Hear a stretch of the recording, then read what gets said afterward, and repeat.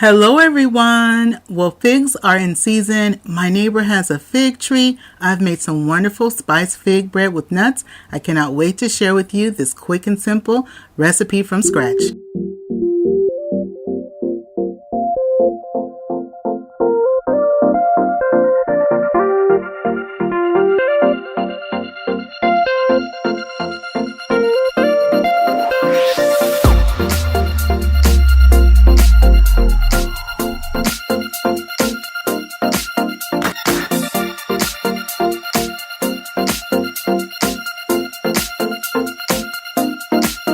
So these are the ingredients that I'm going to be using. I have here some figs from my neighbor's fig tree, flour, sugar, some baking soda, baking powder, eggs, salt.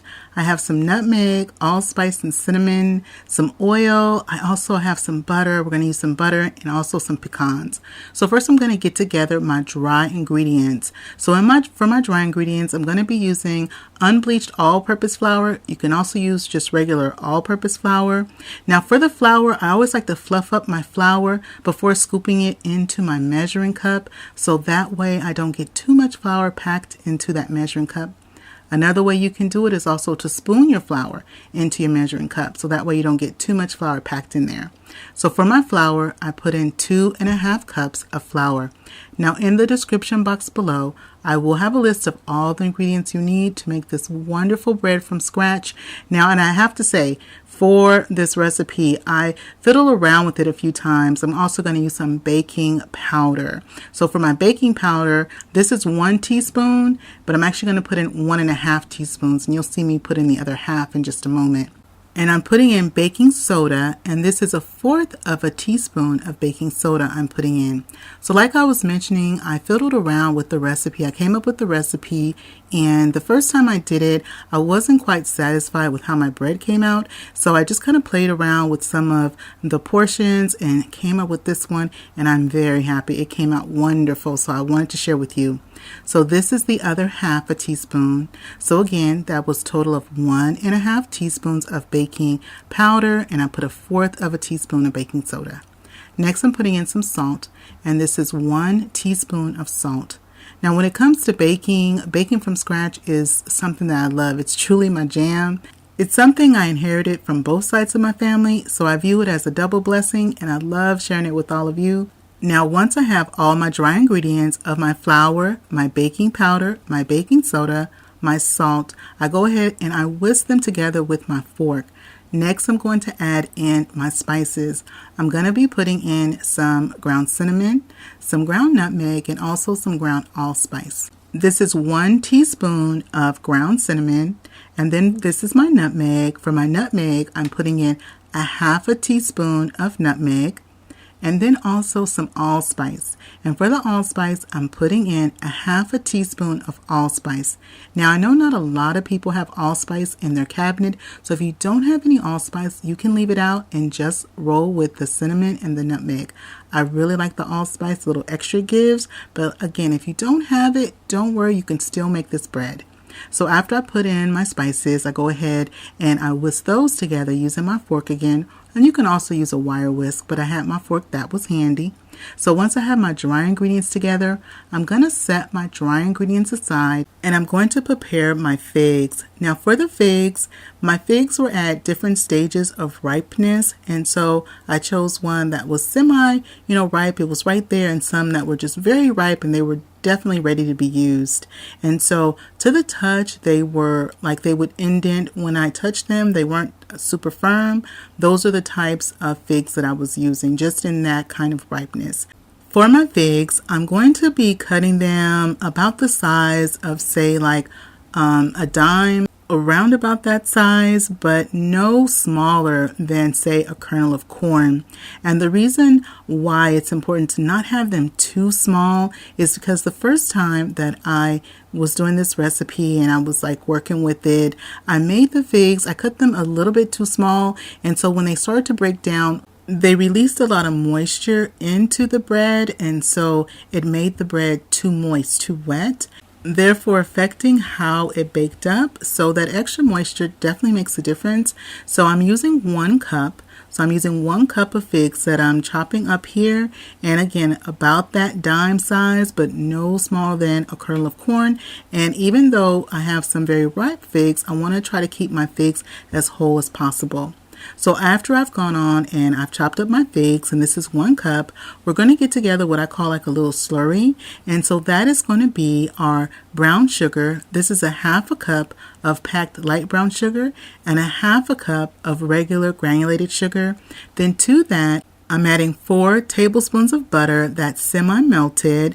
So this is 4 tablespoons of butter, which is also the equivalent of 1/4 of a cup of butter. Okay, and so I have my butter. I'm using salted butter, but you can also use unsalted butter. So this is my 4 tablespoons of butter, and then also we're going to be adding some vegetable oil. This is 1/4 of a cup of vegetable oil. So we have equal amounts of the vegetable oil and the butter. The butter is going to give our bread this beautiful buttery taste to it. The oil actually helps to retain a soft texture to our bread, and so the combination of the butter and the oil work perfectly in this recipe. Next, I'm going to put in some eggs. This is 2 large eggs that I have at room temperature.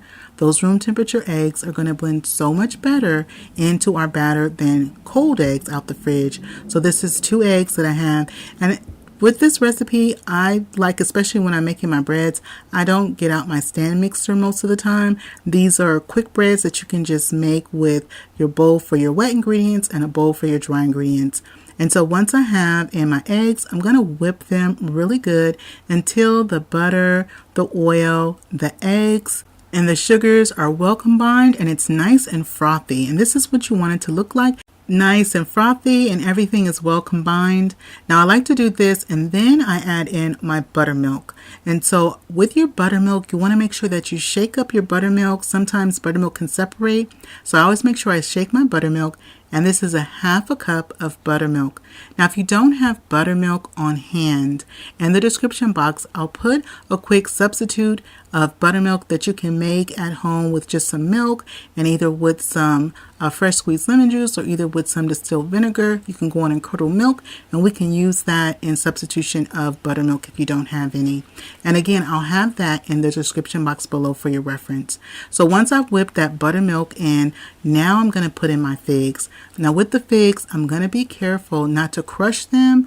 I just want to kind of fold them and gently mix them into my wet ingredient. Now, if your figs break down a little bit into your slurry, that's okay. You just want to be mindful that you don't want to crush them and end up with like fig jam. We're not trying to do that. So next I'm going to put my pecans in. This is 1 cup of pecans. You can also use walnuts. So I've chopped up 1 cup of pecans. And if you don't care for nuts, you can also leave them out. And so after I've added the pecans to my dry ingredients, we're going to take the dry ingredients and add them in to our slurry. Now, when I add in the dry ingredients, I'm going to just add in 1/2 of my dry ingredients. I'm going to mix the dry ingredients in, again being mindful that I'm just going to mix gently. I'm going to also fold from bottom to top just to start to fold the ingredients together. The reason why I like to put in the dry ingredients and add the dry ingredients to the wet ingredients and do it in that form is so that we don't end up with a bunch of lumps into our batter. So you want to do the dry ingredients, add that to the wet ingredients, add in just 1/2, mix it around, kind of get that moist, then add the second 1/2 of the dry ingredients again into the bigger bowl with the wet ingredients, and then just gently mix and fold the ingredients together. Now while I'm doing this, I have my oven is preheating on 350 degrees. My bread is going to bake from 55 to 65 minutes, but you want to check it at around about 45 minutes just to see how it's baking up. I'm baking my bread in a 9x5 loaf pan. You can also use an 8x5. Just adjust your timing as far as how long it'll take to bake. Meaning in an 8x5, it might just take a few minutes longer, it being shorter, and it's going to be thicker. And so also with my pan, I buttered it, I floured it, and I also put some parchment paper just so it's going to be a little bit easier for me to lift out. But if you don't have parchment paper, no worries, just butter it and flour it, or either you can use nonstick spray to spray your baking pan.